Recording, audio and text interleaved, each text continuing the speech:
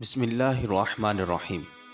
اللہ تبارک و تعالیٰ کے نام سے شروع جو بڑا مہربان اور نہایت رحم کرنے والا ہے۔ معزز خواتین و حضرات، آج کی اس ویڈیو کے اندر ہم آپ کو بیان کریں گے کہ اللہ تبارک و تعالیٰ نے مچھلی کو کیوں تخلیق فرمایا اور اللہ تبارک و تعالیٰ نے اس کے اندر کون کون سی خصوصیات رکھی ہیں، اور مچھلی کا شرعی حکم کیا ہے۔ کیا تمام قسم کی مچھلیاں حلال ہیں یا بعض حرام ہے اور بعض حلال، اور یہ بھی بیان کریں گے کہ جب ایک شخص نے حضرت مولا علی رضی اللہ تعالیٰ عنہ سے دریافت کیا، یا مولا علی رضی اللہ تعالیٰ عنہ، مچھلی کی زبان کیوں نہیں ہوتی اور یہ پانی میں ہی کیوں رہتی ہے، تو حضرت مولا علی رضی اللہ تعالیٰ عنہ نے کیا جواب ارشاد فرمایا تھا، اور اللہ تبارک و تعالیٰ کے پیغمبر حضرت یونس علیہ السلام کو مچھلی نے کیوں نگل لیا تھا، اور جب حضرت سلیمان علیہ السلام نے ایک مچھلی کی دعوت کی تھی تو اس وقت کیا واقعہ پیش آیا تھا، اور اگر کوئی شخص مچھلی کو اپنے خواہ میں دیکھے تو اس کی کیا تعبیر ہوگی۔ ناظرین محترم، مچھلی پانی میں پیدا ہونے والا مشہور جانور ہے، اور اس کی بہت ساری اقسام ہیں اور ہر قسم کا علیحدہ علیحدہ نام ہے۔ جس طرح کہ حدیث شریف میں آتا ہے کہ حضور اکرم صلی اللہ تعالی علیہ وسلم نے ارشاد فرمایا کہ اللہ تبارک و تعالی نے اپنی مخلوق کے 1000 گروہ بنائے ہیں، جن میں سے 600 پانی میں اور 400 خشکی میں بسائے ہیں۔ مچھلی کی ایک قسم اتنی بڑی بھی ہے کہ انسان کی نگاہ اس کی ابتدا اور انتہا کو نہیں دیکھ سکتی، اور اس قدر چھوٹی بھی ہے کہ نگاہ ان کے ادراک سے قاصر ہے۔ اور مچھلیاں پانی میں اس طرح سانس لیتی ہیں جس طرح کہ انسان اور خشکی کے دوسرے جانور ہوا میں سانس لیتے ہیں، اور مچھلی زندہ رہنے کے لیے ہوا سے بے پرواہ ہے، یعنی کہ اس کو ہوا کی کوئی ضرورت نہیں ہوتی، لیکن انسان اور حیوانات کے لیے ہوا ضروری ہے۔ اور امام جاحظ رحمۃ اللہ تعالی علیہ کا قول ہے کہ مچھلی اللہ تبارک و تعالیٰ کی تسبیح پانی کے اندر کرتی ہے، پانی کے اوپر نہیں کرتی۔ خشکی کی ہوا جس پر کہ پرندوں کی زندگی کا انحصار ہے، اگر 1 گھنٹہ بھی مچھلی پر مسلط کر دی جائے تو یہ جان سے چلی جاتی ہے۔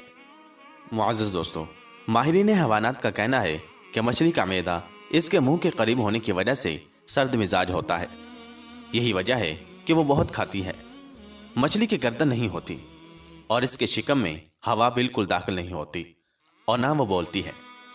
بعض لوگ کہتے ہیں کہ مچھلی کے پھیپھڑے نہیں ہوتے۔ یہ بھی مشہور ہے کہ گھوڑوں کے تلی اور اونٹ کے پتا اور شتر مرغ کے گروہ نہیں ہوتا۔ بڑی مچھلی چھوٹی مچھلی کو کھا جاتی ہے، اس لیے چھوٹی مچھلی کنارے کے قریب کم پانی میں آ جاتی ہے، کیونکہ بڑی مچھلی کم پانی میں نہیں ٹھہر سکتی۔ اور مچھلی تیز رفتار واقع ہوئی ہے، جس طرح کہ سانپ تیز دوڑتا ہے اسی طرح مچھلیاں بھی تیز تیرتی ہیں۔ اور بعض مچھلیاں نر مادہ کی جفتی سے پیدا ہوتی ہیں اور بعض کیچڑ سے پیدا ہوتی ہیں۔ مچھلیوں کے انڈوں میں نہ سفیدی ہوتی ہے اور نہ زردی ہوتی ہے، بلکہ ایک رنگ ہوتے ہیں۔ اور مچھلیوں میں ایک قسم وہ بھی ہے جو سانپ کی شکل میں ہوتی ہے۔ ایک مچھلی اور ہوتی ہے جس کو عربی میں ریعادہ گرچنے والی مچھلی کہتے ہیں۔ یہ ایک چھوٹی مچھلی ہوتی ہے، مگر اس کی خاصیت یہ ہے کہ جب یہ جال میں پھنس جاتی ہے تو جال اگر شکاری کے ہاتھ میں ہوتا ہے تو اس کا ہاتھ کانپنے لگتا ہے۔ شکاری چونکہ اس سے واقف ہوتا ہے تو جب کبھی وہ مچھلی جال میں آ جاتی ہے تو اس کی رسی کو کسی درخت سے باندھ دیتے ہیں جب تک کہ وہ مر نہیں جاتی، رسی کو نہیں کھولتے، اس لیے کہ مرنے کے بعد اس کی یہ خاصیت زائل ہو جاتی ہے۔ ناظرین گرامی، سائنسدان مچھلیوں کی اب تک 21,000 سے زائد اقسام دریافت کر چکے ہیں۔ ایک تحقیق کے مطابق مچھلی محض غذا نہیں بلکہ کئی امراض کا بہترین علاج بھی ہے۔ خاص طور پر روگنی مچھلیاں دوائی اثرات رکھتی ہیں۔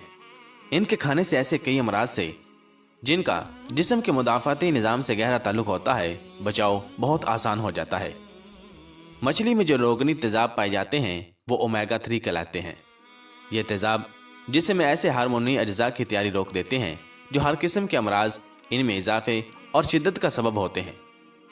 مچھلی کی روگنیات کی اہمیت و افادیت کا احساس تقریباً 70 برس قبل ہوا تھا۔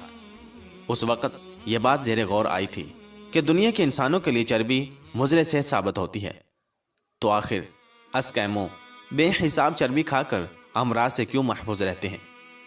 وہ قلب کی کسی بھی تکلیف میں مبتلا نہیں ہوتے، حالانکہ وہ بکثرت مچھلی کی چربی اور اس کا گوشت کھاتے ہیں۔ اس کے باوجود ان کے خون میں کولیسٹرول کی سطح نارمل ہوتی ہے۔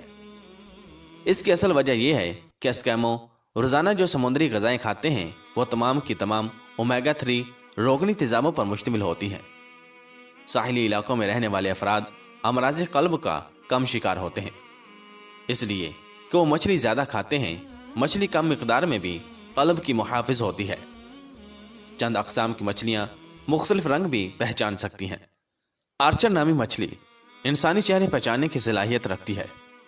مچھلیوں کے کان انسانوں کے کانوں کی طرح باہر نہیں ہوتے، بلکہ ان کے سر میں 2 سوراخ ہوتے ہیں جنہیں اوتھولیت کہا جاتا ہے۔ ان کے ذریعے آوازوں کو سنتی ہیں، جبکہ ان کی جلد پر موجود لیترل لائنز بھی انہیں دھیمی آوازیں اور پانی میں ہونے والی غیر معمولی حرکتوں کو محسوس کرنے میں مدد دیتے ہیں۔ الیکٹرک ایل ایک ایسی مچھلی ہے جسے ہاتھ لگانے سے 600 واٹ بجلی کا جھٹکا لگتا ہے۔ معزز دوستو، مچھلی کا شرعی حکم یہ ہے کہ مچھلی اسلام میں حلال ہے، اور مچھلی کی تمام اقسام بغیر ذبح کیے ہوئے حلال ہیں، خواہ وہ مری ہوئی ہی کیوں نہ ہو۔ موت کا ظاہری سبب موجود ہو، جیسے جال میں پھنس کر مارنا، یا ظاہری سبب موجود نہ ہو، ہر صورت میں حلال ہے، کیونکہ حضور اکرم صلی اللہ تعالی وسلم نے ارشاد فرمایا کہ اللہ تبارک و تعالی نے ہمارے واسطے 2 مردار حلال کر دیے، یعنی مچھلی اور ٹڈی، اور 2 خون حرام کر دیے، یعنی جگر اور تلی۔ ناظرین محترم، اور مسلم شریف کی ایک روایت ہے کہ حضور نبی کریم صلی اللہ تعالی وسلم سے ایک یہودی نے سوال کیا کہ جنتیوں کو جنت میں سب سے پہلے کیا کھانے کو ملے گا؟ تو حضور اکرم صلی اللہ تعالی وسلم نے ارشاد فرمایا، مچھلی کے کلیجے کا ٹکڑا۔ ناظرین محترم، مچھلی کی تخلیق کے حوالے سے امام حاکم نے حضرت ابن عباس رضی اللہ تعالیٰ عنہ سے ایک روایت نقل کی ہے۔ انہوں نے فرمایا کہ اللہ تبارک و تعالیٰ نے سب سے پہلے قلم کو پیدا فرمایا، پھر اس سے کہا لکھ۔ قلم نے کہا کیا لکھوں؟ اللہ تبارک و تعالیٰ نے ارشاد فرمایا تقدیر لکھ۔ تو قلم نے اس دن سے لے کر قیامت تک پیش آنے والے تمام حالات اور تمام چیزیں لکھ دی۔ اور آپ رضی اللہ تعالیٰ عنہ نے ارشاد فرمایا کہ اللہ تبارک و تعالیٰ کا عرش پانی پر تھا، اور پانی سے بھاپ اٹھی، اور اس سے آسمان بن کر ظاہر ہو گیا۔ پھر اللہ تبارک و تعالیٰ نے مچھلی کو پیدا فرمایا اور زمین کو اس پر بچھا دیا۔ زمین مچھلی کی پیٹھ پر تھی۔ مچھلی نے کروٹ بدلنا چاہی تو زمین ہلنے لگی، لہٰذا پہاڑوں کو پیدا کیا گیا، اور پھر یہ پہاڑ زمین پر غالب ہیں جس سے زمین نہیں ہلتی۔ اور قعب بن احبار رضی اللہ تعالیٰ عنہ کہتے ہیں کہ ابلیس جلدی سے اس مچھلی کے پاس پہنچا جس کی پیٹھ پر پوری زمین رکھی ہے۔ اس کے دل میں وسوسہ ڈالا کہ اے لوتیا، اس مچھلی کو مخاطب کرتے ہوئے کہا، تجھے کچھ خبر بھی ہے کہ تیری پیٹھ پر کتنے لوگ اور کتنے جانور، درخت اور پہاڑ وغیرہ ہیں؟ اگر تو ان سب کو جھاڑ کر اپنی پیٹھ سے گرا دے تو تجھے آرام مل جائے گا۔ لوتیا نے جیسے ہی یہ ارادہ کیا، اللہ تبارک و تعالیٰ نے اسی وقت اس کے پاس ایک کیڑا بھیج دیا جو اس کی ناک میں داخل ہو کر اس کے دماغ تک پہنچ گیا۔ مچھلی اس کی شدت تکلیف سے اللہ تبارک و تعالیٰ سے گریہ زاری کرنے لگی۔ اللہ تبارک و تعالیٰ نے اس کیڑوں کو نکال دیا۔ حضرت قعب کہتے ہیں کہ اس ذات کی قسم جس کے قبضہ قدرت میں میری جان ہے، وہ مچھلی اس کیڑے کو اور وہ کیڑا اس مچھلی کو برابر دیکھتے رہے۔ اگر مچھلی پھر اس حرکت کا ارادہ کرے تو پھر کیڑا اسی طرح اس کے دماغ میں داخل ہو جائے گا جیسے کہ پہلے داخل ہوا تھا۔ ناظرین محترم، آئیے اب بات کرتے ہیں کہ ایک شخص کے حضرت مولا علی رضی اللہ تعالیٰ عنہ سے سوال کرنے پر کہ مچھلی کی زبان کیوں نہیں ہوتی اور یہ پانی میں ہی کیوں رہتی ہے، تو حضرت مولا علی رضی اللہ تعالیٰ عنہ نے کیا جواب ارشاد فرمایا تھا۔ ناظرین گرامی، حضرت علی رضی اللہ تعالیٰ عنہ کی خدمت میں ایک شخص آ کر کہنے لگا، یا علی رضی اللہ تعالیٰ عنہ، ہر جانور کے منہ میں زبان ہوتی ہے، لیکن مچھلی کے منہ میں زبان کیوں نہیں ہوتی، اور مچھلی پانی میں ہی کیوں رہتی ہے؟ اس پر امام مولا علی رضی اللہ تعالیٰ عنہ نے ارشاد فرمایا، اے شخص، یاد رکھنا، اللہ تبارک و تعالیٰ نے مچھلی کے منہ میں زبان بھی دی تھی، اور اس کو وہ طاقت بھی دی تھی کہ وہ خشکی پر چل سکے، مگر افسوس کہ اس نے خود پر ہی ظلم کیا۔ وہ شخص کہنے لگا، یا مولا علی رضی اللہ تعالیٰ عنہ، کیسا ظلم؟ امام علی رضی اللہ تعالیٰ عنہ نے ارشاد فرمایا کہ جب اللہ تبارک و تعالیٰ نے آدم علیہ السلام میں روح کو ڈالا اور یہ حکم دیا کہ ہر فرشتہ اس کو سجدہ کرے، اور شیطان انکار کر بیٹھا۔ اللہ تبارک و تعالیٰ کی نافرمانی کر کے یہ کہنے لگا کہ میں آگ سے بنا ہوں اور یہ تو مٹی کا بنا ہوا ہے، لہٰذا میں اس سے افضل ہوں، میں اس کو سجدہ نہیں کروں گا۔ تو یوں شیطان کو اللہ تبارک و تعالیٰ نے اپنے دربار سے نکال دیا۔ وہ بدصورت بن کر زمین پر جیسے گرا، انسان سے حسد اور نفرت کے ساتھ چیخنے لگا، اور ہر کسی کو بتانے لگا کہ انسان اس زمین پر ظلم کرے گا۔ اے شخص، اس وقت مچھلیاں زمین پر بھی چلا کرتی تھی اور پانی میں بھی رہا کرتی تھی، اس کے منہ میں بھی زبان ہوا کرتی تھی۔ شیطان نے سب سے پہلے مچھلیوں کو بھٹکایا اور یہ کہا کہ انسان جب زمین پر آئے گا تو وہ تمہیں زندہ اپنے خنجر سے کاٹے گا اپنا پیٹ بھرنے کے لیے۔ مچھلی نے جب یہ سنا تو وہ سمندر میں ہر ایک آبی مخلوق کو انسان کے خلاف کرنے لگی۔ تو یوں اللہ تبارک و تعالیٰ نے مچھلی کے منہ سے زبان کو غائب کر کے اس کی جگہ وبال پیدا کر دیا، اور یہ حکم نافذ کیا کہ کوئی بھی انسان تمہیں زندہ نہیں کاٹے گا۔ تمہاری حد قدرت نے پانی تک رکھ دی ہے، جب تم پانی سے جدا ہوگی تو خود ہی تڑپ کر مرنے لگو گی۔ ناظرین محترم، تبھی سے جب حلال مچھلی پانی سے جدا ہوتی ہے تو وہ تڑپنے لگتی ہے، اور اس کے جسم کا سارا خون اس کے گلے میں آ کر جمع ہو جاتا ہے۔ اس لیے مچھلی کو ذبح نہیں کیا جاتا، کیونکہ ذبح کرنا اس لیے واجب ہے تاکہ جانور کی رگوں کا سارا خون گوشت سے الگ ہو کر بہہ جائے۔ اللہ تبارک و تعالیٰ نے مچھلی پر یہ قانون نافذ کر دیا ہے کہ وہ جب پانی سے جدا ہو کر تڑپتی ہے تو مچھلی کا سارا خون مچھلی کے گلے میں آ کر جمع ہو جاتا ہے، اور یوں مچھلی کا گوشت خون سے پاک ہو جاتا ہے۔ ناظرین گرامی، آئیے اب بات کرتے ہیں کہ جب حضرت سلیمان علیہ السلام نے مچھلی کی دعوت کی تھی تو اس وقت کیا واقعہ پیش آیا تھا۔ امام قشیری رحمۃ اللہ تعالی علیہ کہتے ہیں کہ حضرت سلیمان علیہ السلام نے اپنے رب سے درخواست کی کہ اگر آپ اجازت دیں تو میں ایک دن تمام حیوانات کی دعوت کرتا ہوں۔ پس اللہ تبارک و تعالیٰ نے حضرت سلیمان علیہ السلام کو اجازت دے دی۔ پس حضرت سلیمان علیہ السلام نے ایک طویل عرصہ تک دعوت کا سامان جمع کیا۔ پس اللہ تبارک و تعالیٰ نے سمندر سے صرف ایک مچھلی دعوت کھانے کے لیے بھیجی۔ پس اس مچھلی نے وہ تمام سامان جو حضرت سلیمان علیہ السلام نے جمع کیا تھا صرف ایک ہی دفعہ میں کھا لیا، اور جب اس کا پیٹ نہ بھرا تو اس مچھلی نے حضرت سلیمان علیہ السلام سے اور کھانا طلب کیا۔ بس حضرت سلیمان علیہ السلام نے مچھلی سے پوچھا، کیا تو ہر روز اتنا ہی کھانا کھاتی ہے؟ پس مچھلی نے کہا کہ میری روزانہ کی خوراک اس سے 3 گنا زیادہ ہے، لیکن اللہ تبارک و تعالیٰ مجھے اس کے علاوہ اور کچھ کھانے کو نہیں دیں گے، پس آپ کو دعوت نہیں کرنی چاہیے تھی۔ پس اب میں آپ کی ضیافت یعنی کہ دعوت کرنے کی وجہ سے باقی دن بھوکی رہوں گی۔ ناظرین گرامی، علامہ دمیری رحمۃ اللہ تعالی علیہ ارشاد فرماتے ہیں کہ اس حکایت میں اللہ تبارک و تعالیٰ کی قدرت کے کمالات اور اس کی بادشاہت کی عظمت اور اس کے خزانوں کی وسعت کی جانب اشارہ ملتا ہے کہ حضرت سلیمان علیہ السلام جیسا جلیل القدر بادشاہ اور پیغمبر اپنی وسیع بادشاہت اور عظیم سلطنت کے باوجود اللہ تبارک و تعالیٰ کی مخلوقات میں سے صرف ایک مچھلی کا پیٹ نہیں بھر سکے۔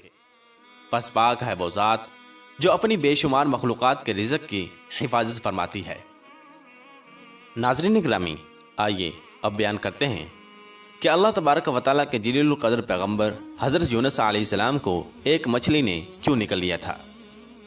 معزز دوستو، سورۃ الانبیاء میں اللہ تبارک و تعالیٰ یوں ارشاد فرماتا ہے، ترجمہ: اور ذوالنون کو یاد کرو جب وہ اپنی قوم سے ناراض ہو کر غصے کی حالت میں چل دیے اور خیال کیا کہ ہم اس پر دارو گیر نہیں کریں گے، آخر اندھیرے میں خدا کو پکارنے لگے کہ تیرے سوا کوئی معبود نہیں، تو پاک ہے اور بے شک میں قصوروار ہوں۔ تو ہم نے ان کی دعا قبول کر لی اور ان کو غم سے نجات بخشی، اور ایمان والوں کو ہم اس طرح نجات دیا کرتے ہیں۔ معزز خواتین و حضرات، مفسرین کا کہنا ہے کہ حضرت یونس علیہ السلام کو اللہ تبارک و تعالیٰ نے سرزمین موصل کے ایک شہر نینوا کی طرف نبی بنا کر بھیجا تھا۔ پس آپ علیہ السلام نے ان کو اللہ تبارک و تعالیٰ کی طرف دعوت دی، مگر انہوں نے آپ کی تکذیب کی اور اپنے کفر و عناد پر بڑھتے چلے گئے۔